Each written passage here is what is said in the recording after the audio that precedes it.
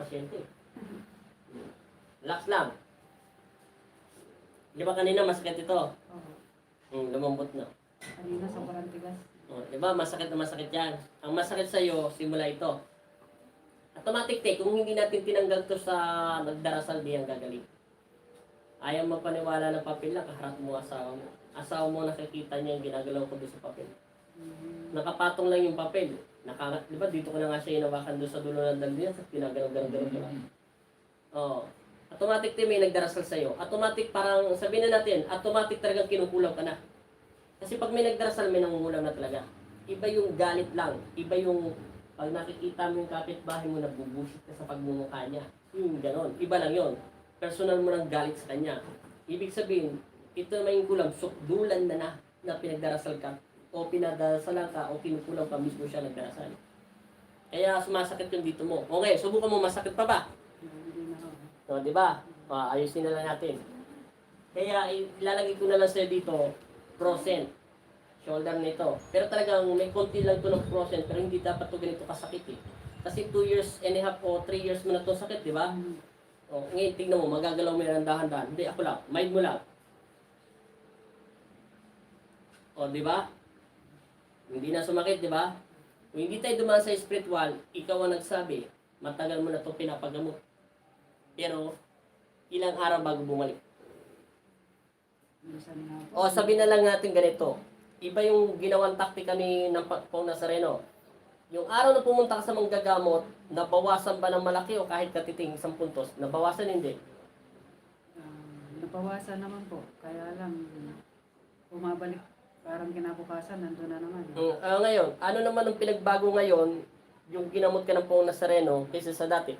Yung ngayon, imagine mo yung dati at saka yung ginawa habang hindi pag ginagalaw ng Pong Nazareno sa spiritual pa tayo, malaking bagay yun. Malaking advantage natin.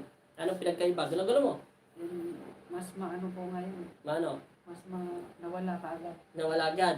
Anong pakiramdam mo sa sarili mo? Maano na siya, magaan na. Maghang na agad, di ba? Kaya sabi ko madali ka lang. Di ba, naalala mo yung sinabi ko kanina? Yung sakit mo, process at may halong kulam, madali lang to kalasin kung wala kang halong kulam. Sabi ko kanina, 3 minutes hanggang 7 minutes, pinakamatagal na kasama ng kwentuhan. Kaya mabilis lang yung gamutin. Pero hindi natin magagawa yan hanggang hindi natin tinatanggal yung sakit mo sa spiritual. Diba, narinig niyo ko. Kung ngayon, natanggal na natin sa spiritual, simple na lang gagawin natin. Tatapusin na natin para makauwi na kayo. Saglit lang to, te. Para ka lang nagpa-treatment nito. Para ka lang nagpamasahe. Tapos na yan.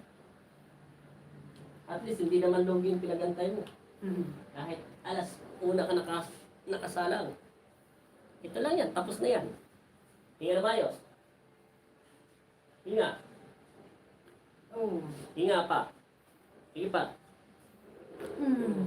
Hinga na maayos. Tapos na laban natin. Magpaalam ka na sa Panginoon Kristo. Yan. Magaling ka na.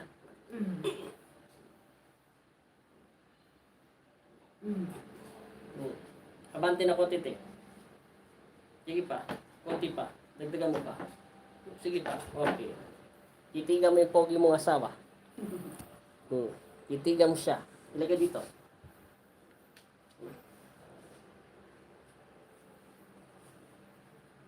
Ngayon ka lang nakaranas ng papel na hinawak-hawakan lang. Nagkaroon ng apoy. Parang pinaplight. Baba mo yung paa mo. Baba. Natural lang. Hinga na mayos. Hinga. 3 beses. Tayo. Ito na yung final natin. Para makauwi ka na. Tapos na yung sakit mo. Sa 3 taon ka naghihirap. Bitaw. Sige pa.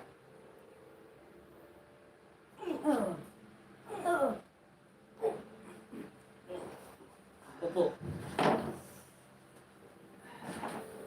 Galaw mo na. Galaw. Ano pakiramdam? Masarap. Hindi, ano pakiramdam mo sa akin? Mga presko. Ano? Parang lumambot lahat yung ano ko, Lumambot ang alin? katawan. Lumambot lahat ng katawan nyo. Ano masasabi mo? Pwede na kayong maglaban ng asawa nyo mamaya. Sabi ko sa'yo, di ba, narinig mo ko kanina. Pag binuka ng bibig ng aking ama at nilangisen niya, sa araw na ito gagaling ka. Hindi ako nagdalawang isip na sinabi ko yun, di ba? Nagulat ka, sinabi agad ng bibig ko. Sa araw na ito, simple lang sakit mo, gagaling ka. Pero, sinabi ko yun, di ba? Pero, hindi natin yan magpapagaling kung hindi tayo tatawag sa Diyos sa spiritual kasi may sakit kang spiritual. Pag sinabi may sakit kang spiritual, automatic may naglalaro sa'yo. Kaso buhay siyang tao. Kaso babae lalaki siya. Kaso hindi na pinalam ng Diyos kung siya ay kakilala nyo. Automatic na yun pag hindi niya pinapaalam. Kakilala nyo siya. At ayaw ng Panginoon Kristo ng away ang kanyang mga anak. Ang importante dito gumaling ka. Kasi kung sasabihin kong automatic na kulam ka, mag-iisip ka kung sino nagdarasal sa'yo. Kung bakit ka nagagalit, kung sino ba nagpapatrabaho sa'yo. Ngayon, hindi ka naman na binigo ng aking ama at pinagaling ka niya, di ba? Huwag mo nang isipin kung sino nagdarasal sa'yo. Hawak ka ng Diyos at pinagpala ka. Ibig sabihin, sa araw na ito, binasbasan ka na may init na pakiramdam. Di ba sabi sa'yo, natuwa nga ako, kaya ako tumatawa. Panalo na tayo sa laban natin. Ibig sabihin, naghari ang kabutihan sa iyong puso. Kaya kung iisipin mo at tatanungin mo kung sino nagpapatira sa'yo at sino nangungulam sa'yo, huwag mo nang isipin yon. Ang isipin mo, maging malaya ka. At ikaw nagsabi, bukal sa puso mo magpatawad alang-alang sa pag-ibig at kapayapaan. At maghari sana ang kabutihan sa kanyang puso at ganon din sa iyo. Sinabi mo yun at hindi ko sinabi yun. Binuka ng bibig mo yun.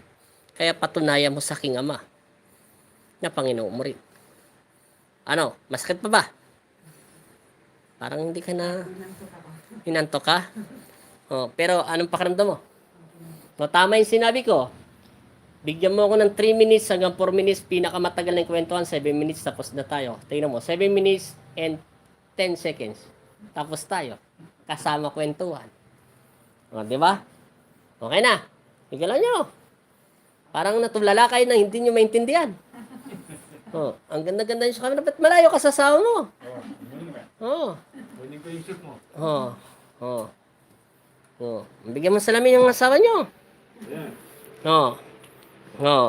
Oo. Ayan. Oh. Tignan natin kung mataas din yung paa mo. Oh, sige, taas mo yung paa mo para makita. Oh. Oh, tingnan natin. Ganda-ganda niyo sa camera. Ang pogi-pogi ng asawa niyo. Oh. Wala na talaga. Malambot na, no? Oh. Very good.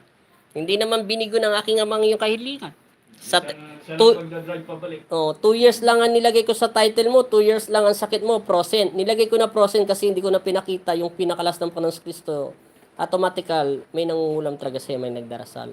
Pero kung pipilitin mo kung tanungin, tatawagin ulit natin, kukunin natin at ilagay ulit natin sa katawan mo, magdudusa ka sa sobrang sakit. Kasi pinilit ko na siyang kunin at damputin ko na saan siya ngayon.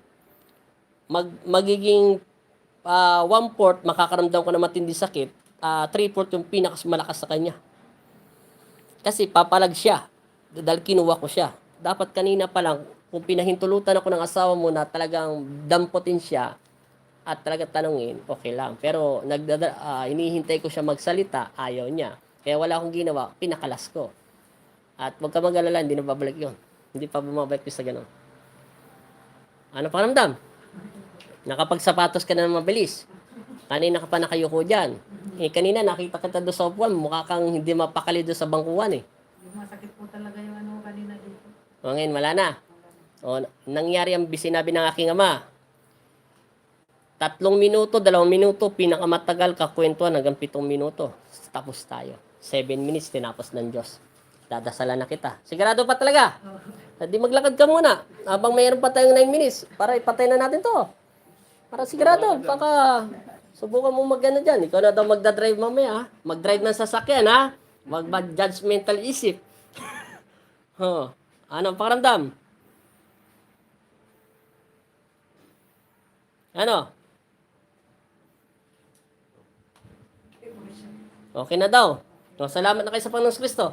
Marami pong salamat. Shoutout yung pamilya nyo kaya. Shoutout yung pamilya mo. Mga anak nyo, hindi wala kayo anak? Shout out to our kid. Shoutout daw sa ano. O, taga Angeles City, mega mega shoutout. Salamat dun ha. Dadasalan ko muna kayo. Magaling na ba talaga? O, magpasalamat na kayo sa Diyos.